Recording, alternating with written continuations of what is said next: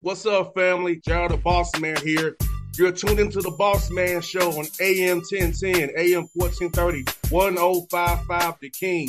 Check The King out at 105theking.com and the Bossman Show at bossmanshow.com. Hit me up on Instagram, The Bossman Show, Twitter at Bossman Show, and Facebook, Bossman Show. It's the Bossman on your radio. Listen to the Bossman Show with your host, JR, Saturdays at 9 a.m. right here on AM 1010, The King. What's up, good people?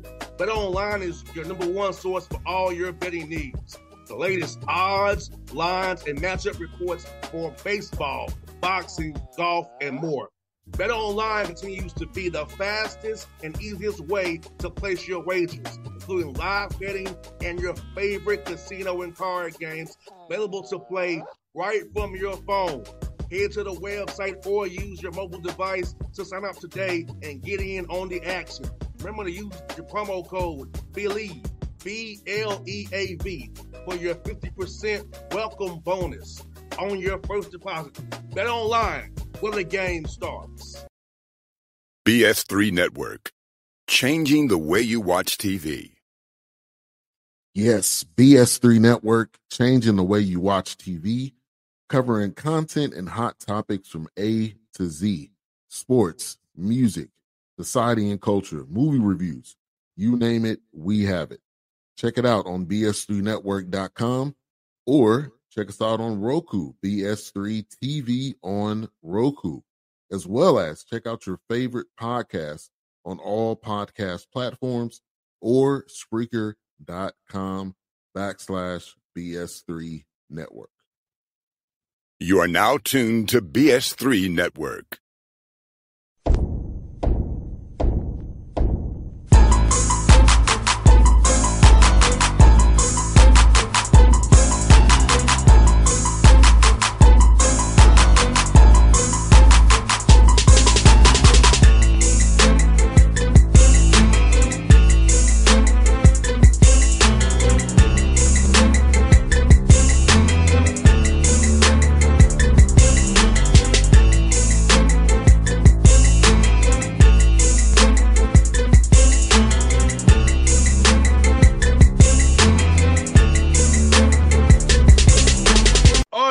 We're back. You see him on the screen. There's the coach, Shawn Walker. My brother, Allen University. Yellow Jackets doing his thing, man. I know he had a tough weekend, but they're going to bounce back.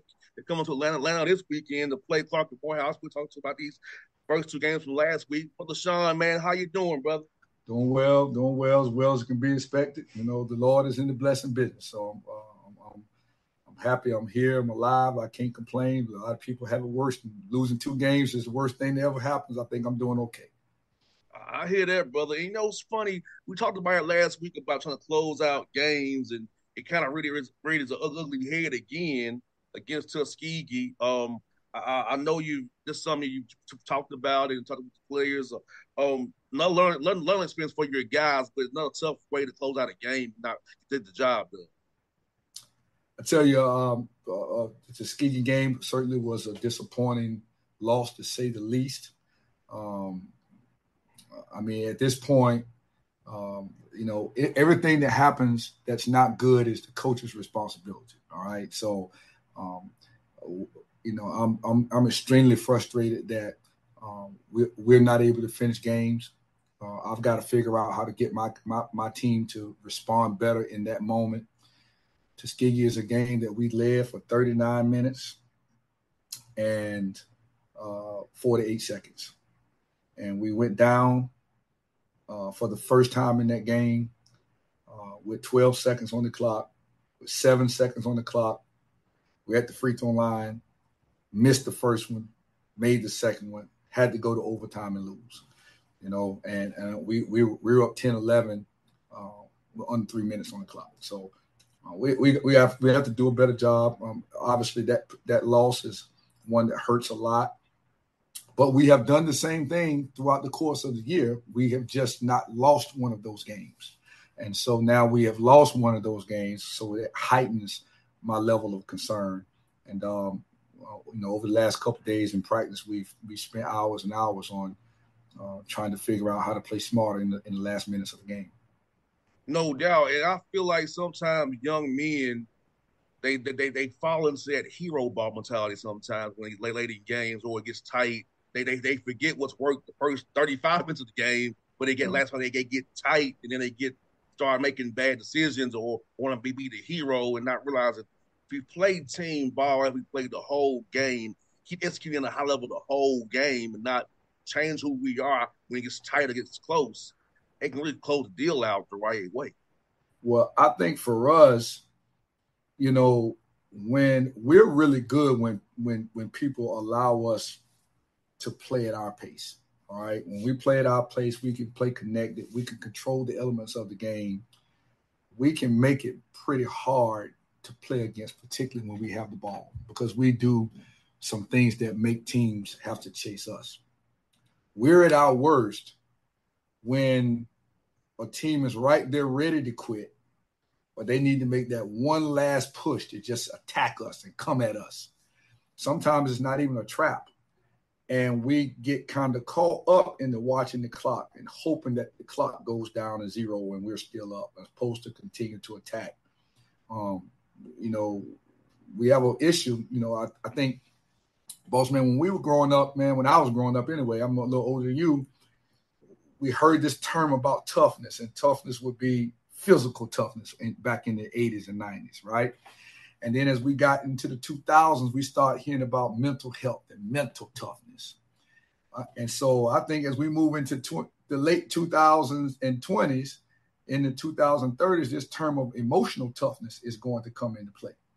And how young people can make a mistake and gather themselves back so that they don't make another one. And how young people can see a mistake made and then capitalize off that mistake, opposed to me now having to make one because you made one. And momentum actually turns around on you, even in life, tremendously if you don't handle adversity well. That's where we are right now in the last 2 minutes of the game. All right. We if there's one turnover, you can rest assured that another turnover is coming. If there's a missed free throw, you can guarantee that a missed box out's coming on the other end. So we've got to just improve in that. And once again, I'm just saying to you, every issue that we have is an issue that I need to coach better. At the end of the day, I think sometimes coaches get to the point where we start blaming the players.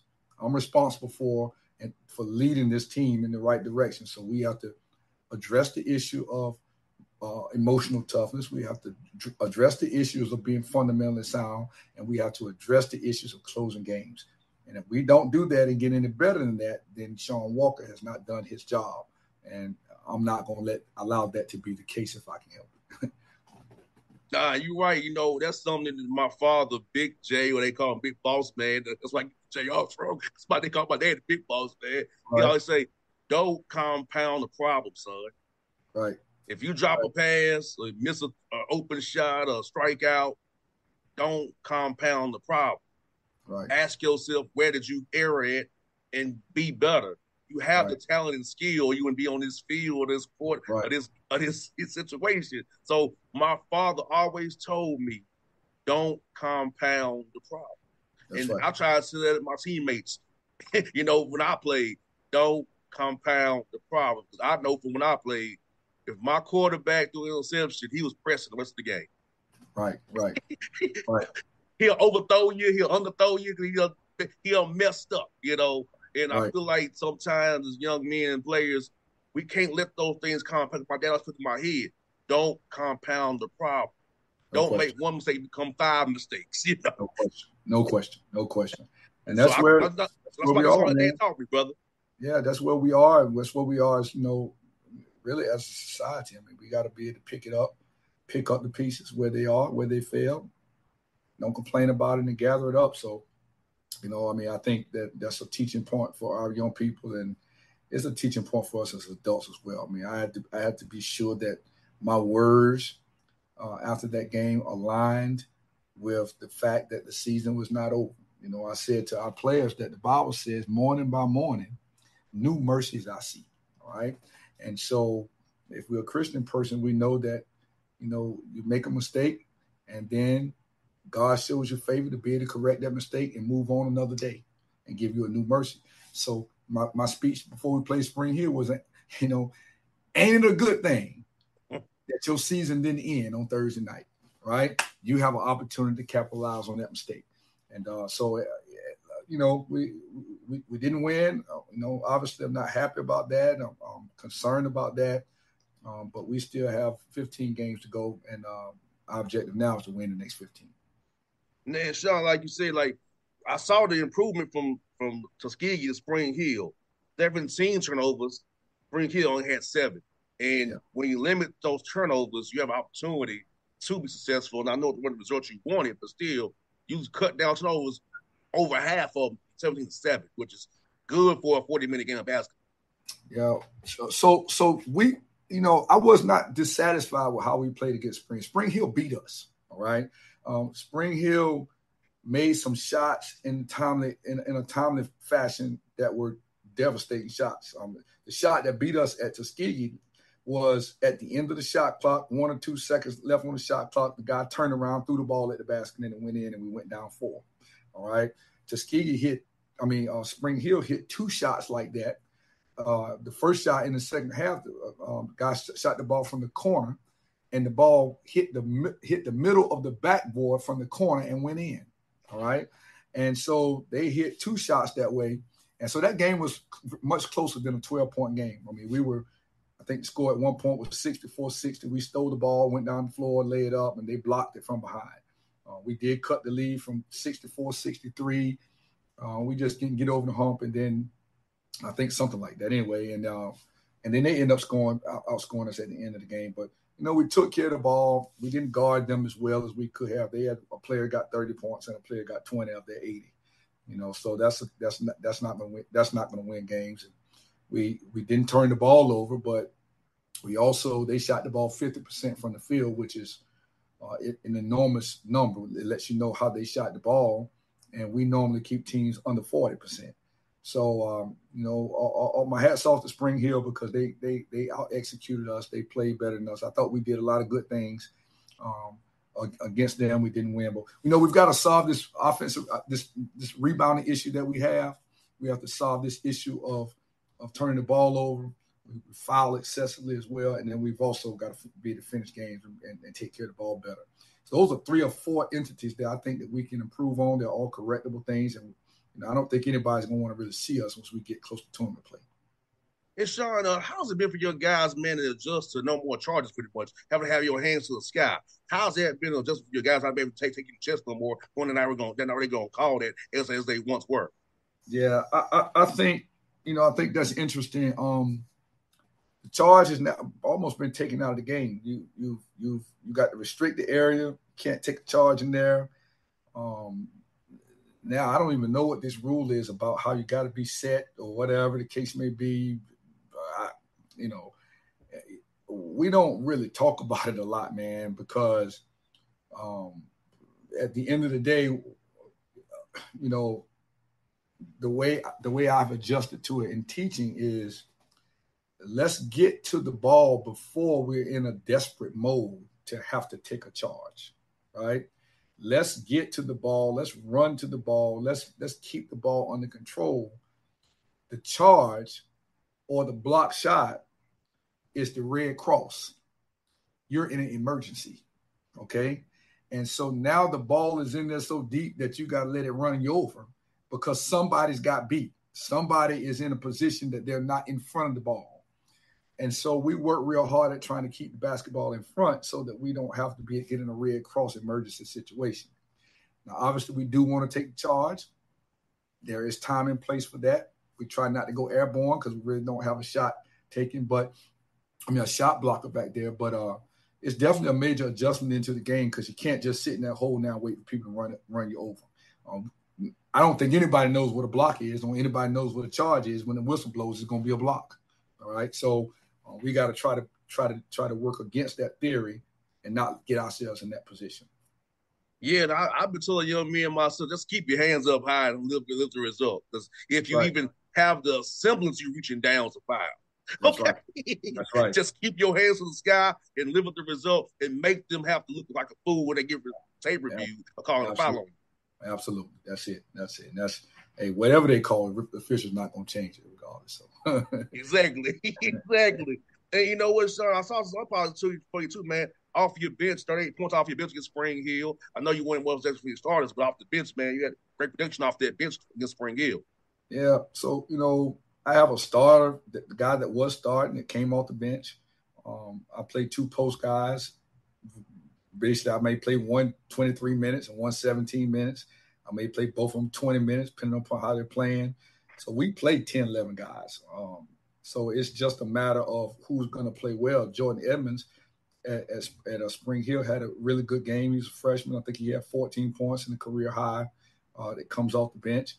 Tariq McAdoo, actually, he plays behind Tariq McAdoo, and Tariq McAdoo is a senior that, we look for to score some, but really to rebound for us, and he'll find a way to score and have double-doubles, 10 and 10, 10 and 12. So we play a lot of people. That number of bench points is not startling to me because we're seeking every night collectively to see who's going to play well and put those guys out on the floor for the long haul. No doubt, man. And then talk about this matchup. You come to Atlanta this weekend, brother. Got Morehouse on Saturday. First start with them. What do you see for them guys on film as you prepare for those guys coming up on Saturday here? Yeah, this is going to be a tough weekend. I think that Morehouse and Clark are definitely one of the top 5 teams in our league across the board. Morehouse is big and strong. They have a wing player that can really take the ball to the basket.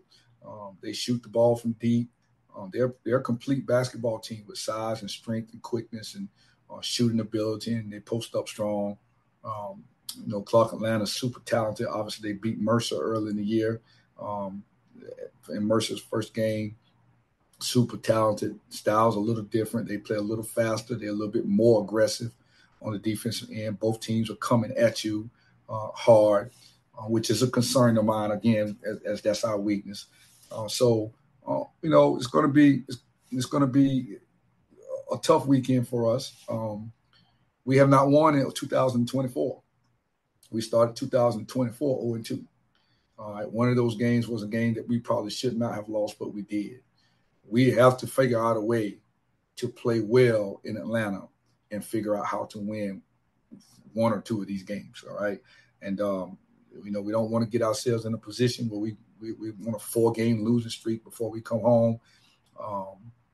But it's going to be a tough weekend. I mean, two teams very well coached, very aggressive, great players. It's going to be a crazy atmosphere. School's just getting started for everybody. So Morehouse students will be there. Clark Atlanta students will be sitting right on top of us on Monday.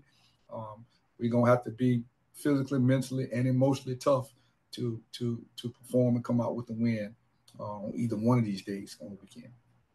And Shawn, looking at y'all standards in the SIAC, man, a lot of you all bunched up between 5 and 3 wins, man. So it's not really nobody blowing anybody out. No, Phoenix got 7 wins. Wells has 6, but a lot of you all had 3 to 5 win range. So which tells me is depth in the conference, and you are 8 on any given night. It's about who follows the details the closest, executes the small things the best, will win these games. That's the thin margin what you all are playing against, with everybody being so close right now. There's no doubt about that. Benedict's the cream of the crop. They're 9 in the country. I think they're 15 or 16 and 0. They've been punishing people, beating people 30. Clark Atlanta and Morehouse are 2 quality teams that I think are top teams in the league, and of course Miles. But obviously Miles and Benedict at this point, the way that it looks, Morehouse goes to Kentucky State last week and loses. Kentucky State, I think, won their first conference game against Morehouse. Morehouse goes to Central State and beats Central State by 30. Albany beats Florida A&M early in the year. Albany has, kind of been on the skid since then. Spring Hill loses to Benedict, comes back, beats us. Spring Hill is beating Edward Waters really good. Morehouse beat Spring Hill really good. The league is super duper balanced outside of Benedict, who's extremely powerful. And so we're just trying to carve our place out here in this spot, man. I don't know exactly where we are. I would have felt really good if we could have finished the game against Tuskegee. But Tuskegee's only won, I believe, one game, maybe 2 games in the conference. And Tuskegee is as good as anybody in the league. They're big and strong, and they made 9 3-pointers against us. They got a dog inside with Montez Jones, who's extremely good. Like, Tuskegee is a solid team and very well coached. They're trying to put it together. So championships were won in March, not in November, not in December, not in January. So the team that improves the most has the farthest to grow and figures out how to grow is going to be the team that's going to be very dangerous going into the tournament. What's beautiful is you got these weeks to get better and hopefully to peak at the right time in Savannah. That's right. And make that run. So all these adverse times now can come back around. Like, it would happen for a reason, and that we better for it. That's right, no question. And that's the part that we have to infringe upon our kids, is that it's not over until it's over. And you can lose 5 or 6 or 7 games in a row, which we don't want to do, but you can win 4 games in a row and make history. And so we got to positively move forward to that task every day. We practice this morning at 6 o'clock. Practice tomorrow at 4 o'clock, because we'll play Saturday at 4 o'clock. We're practicing toughness. We practiced yesterday at 11 o'clock. We're practicing adjusting and adapting. 11 o'clock, we were off Monday. We practiced 11 o'clock on Tuesday. Practice 6 a.m. on Wednesday. Practice 4 o'clock on Thursday. Get on the bus. Hopefully practice at Morehouse at some point in time and be ready to strap up on Saturday. And so we have no excuse not know. We got to adapt. We got to adjust. I don't care if it's cold, if it's raining, if it's early, if it's late, you got to be ready to perform. And so that's the element for me that I'm working on, our emotional toughness. All right. Nobody wants to get out of that bed at 4:30, wash your face, come over here in the cold and the rain, let me fuss at you and cuss at you in the morning. Don't nobody want to do that. Matter of fact, when the alarm went off, I hit snooze 3 or 4 times. So, but at the end of the day, this is what's necessary for this team. And it's important for this program, for the culture that we're building. We're fighting for this new culture every day. And so, hey, I'm expecting it to pay off. I'm expecting it to pay off for us. For something good to happen for our young people. That's what's most important, something good to happen for our players. And if we can make that happen and keep moving them and teaching them and motivating them and edifying them, something good should happen for them coming in the back stretch of the year. No doubt. We're looking forward to having to see you this weekend, my good brother, and seeing you. We hope we can bring you some good luck as well. It'll be a tough one. We hope to support you. We're going to do that for you, my brother. While you see Atlanta, you know you're good while you're here, brother. All right, fantastic, man. I can't wait. Folks, it's Shawn Walker, the Shawn Walker Show. Check us out. I always support Allen University basketball. We're out. BS3 Network.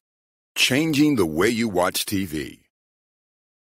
Yes, BS3 Network, changing the way you watch TV, covering content and hot topics from A to Z, sports, music, society and culture, movie reviews, you name it, we have it. Check it out on bs3network.com or check us out on Roku, BS3 TV on Roku, as well as check out your favorite podcast on all podcast platforms or Spreaker.com/BS3 Network. You are now tuned to BS3 Network. What's up, good people? BetOnline is your number one source for all your betting needs. The latest odds, lines, and matchup reports for baseball, boxing, golf, and more. BetOnline continues to be the fastest and easiest way to place your wagers, including live betting and your favorite casino and card games available to play right from your phone. Head to the website or use your mobile device to sign up today and get in on the action. Remember to use your promo code BELIEVE, BLEAV, for your 50% welcome bonus on your first deposit. BetOnline, where the game starts. What's up, family? Jared the Bossman here. You're tuned into the Bossman Show on AM 1010, AM 1430, 1055 The King. Let the King out at 105theking.com and the Bossman Show at bossmanshow.com. Hit me up on Instagram, The Bossman Show, Twitter at Bossman Show, and Facebook, Bossman Show. It's the Bossman on your radio. Listen to the Bossman Show with your host, JR, Saturdays at 9 a.m. right here on AM 1010, The King.